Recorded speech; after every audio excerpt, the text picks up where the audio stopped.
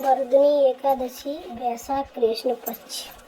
युधिष्ठिर ने पूछा, भगवान, वैशाख माह के कृष्ण पक्ष की एकादशी का नाम तथा उसकी विधि क्या है? उससे कौन से फल की प्राप्ति होती है? श्री कृष्ण बोले, हे राजेश्वर, वैशाख माह के कृष्ण पक्ष की एकादशी का नाम वर्धनी है। यह सौभाग्य को देने वाली है। इसके व्रत से मनुष्य के समस्त पाप नष्ट हो जाते हैं और अंत में सुख मिलता है। वर्धनी एकादशी के व्रत के प्रभाव से ही राजा मान्यधाता स्वर्ग को गए थे।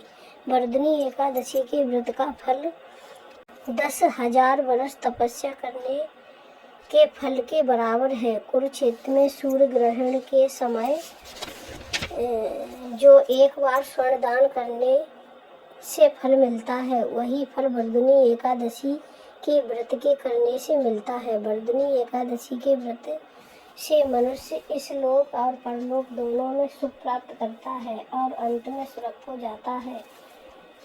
शास्त्रों में कहा गया है कि हाथी का दान घोड़े के दान से और घोड़े के दान से भूमि का दान उत्तम है। उससे भी उत्तम तिलों का दान है।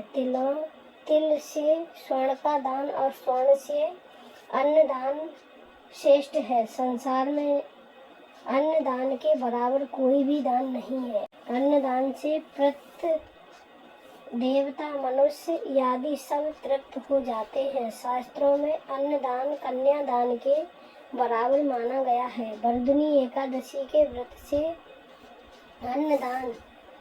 अन्न तथा कन्यादान का फल मिलता है। जो मनुष्य लोभ के वश में होकर कन्या का धन ले लेते हैं, वे प्रलय के अंत तक नरक में पड़े रहते हैं या उनको अगले जन्म में बिलाव का जन्म ग्रहण करना पड़ता है। जो मनुष्य प्रेम से एवं धन सहित कन्या दान करते हैं, उनके गुण को चित्रगुप्त भी लिखने में असमर्थ हो जाते हैं। जो मनुष्य इस वर्धनी एकादशी का व्रत करते हैं, उनको कन्यादान का फल मिलता है।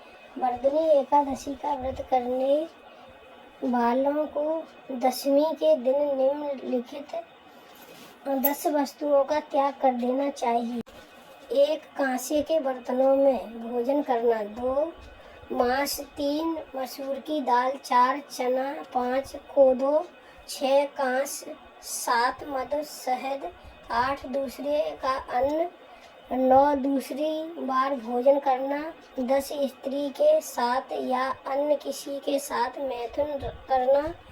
उस दिन जुआ नहीं खेलना चाहिए तथा शयन नहीं करना चाहिए। उस दिन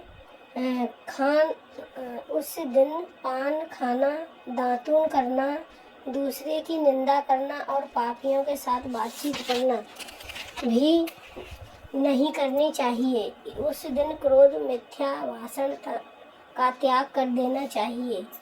इस दिन व्रत में नमक, तेल तथा अन्न वर्जित है। हे राजन, जो मनुष्य इस एकादशी को विधिपूर्वक करते हैं, उनको स्वर्गलोक की प्राप्ति होती है। इस व्रत के महात्म को पढ़ने से 1000 गोदान का फल प्राप्त होता है। इसका फल गंगा के स्नान करने के फल से भी अधिक है।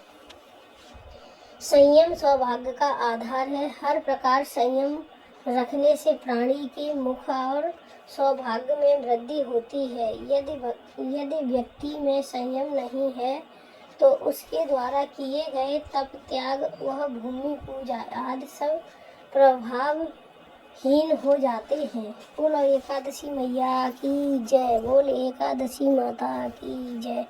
विष्णु भगवान की जय।